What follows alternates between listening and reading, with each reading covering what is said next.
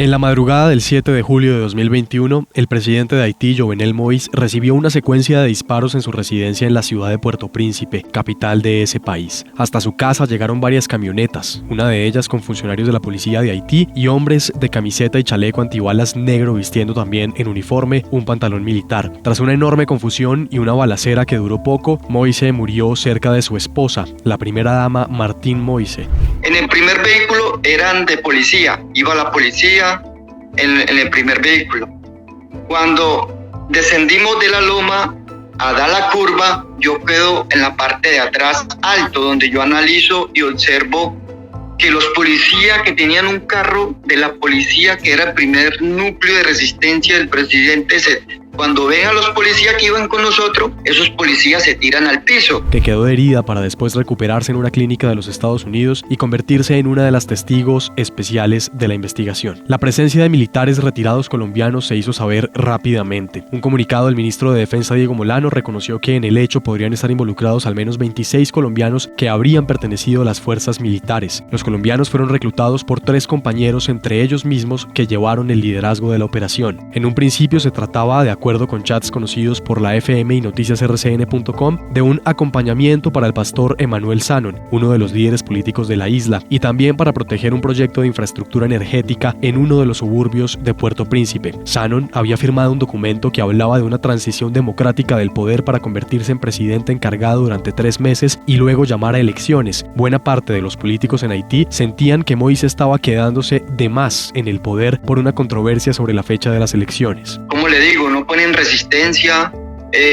no hacen alarma, no, si no se tiraron fue al piso. A mí se me hizo raro, desde ahí empezó como la zozobra mía de decir, bueno, si esto vamos a capturar al presidente y estos policías, ¿por qué se tiran al piso? A los colombianos les ofrecieron alrededor de $3,000 por estar en la isla un mes o más si la misión se prolongaba con todo pago. Tan pronto aceptaron e iniciaron el viaje, algunos de ellos dejaron un elaborado registro fotográfico de los lugares que visitaron antes en República Dominicana y cuando se encontraban en Haití, como si se tratara de simples turistas. Los personajes que aparecían en las fotografías comenzaron a ser determinantes en la investigación que tiempo después desarrolló el FBI y la CIA en cooperación con las agencias de inteligencia colombianas, sin que hasta ahora exista una verdad concluyente. En la única entrevista que ha dado a un medio de comunicación en el mundo uno de los militares retirados, el capitán Edwin Blanquisset, le dijo a la FM que eran inocentes y se trataba de una emboscada. ¿Usted se refiere a los policías que cuidaban al presidente Moïse?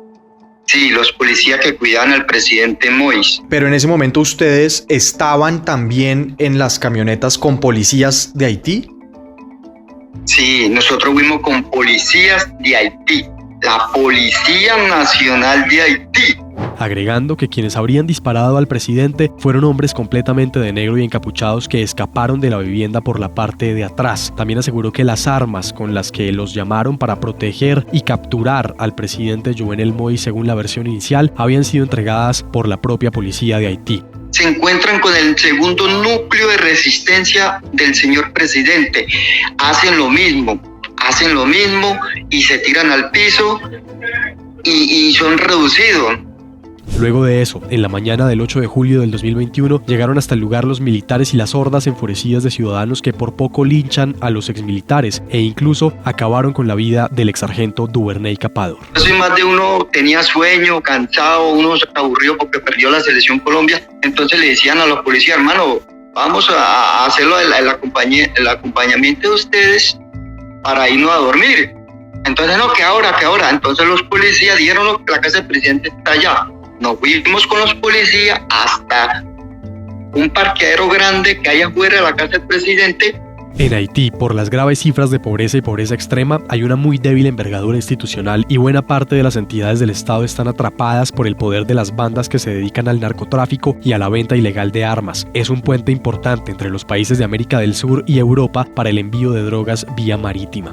Los compañeros trataban de abrir una puerta pequeña a mano derecha. Al lado izquierdo había un portón grande, mejor dicho, que eso era una resistencia que yo digo que si estuviera cerrado con candado y todo, Nadie lo podía abrir, nadie. Y nosotros no hubiéramos entrado. Sin que se sepa si los colombianos dispararon o no, sus familias en Colombia piden al gobierno que reclame el juicio a los connacionales en el país para repatriarlos y garantizarles condiciones de más dignidad, además de un debido proceso. A las 2 de la mañana pasadas ya, iban a ser como las 2:10, 2:15.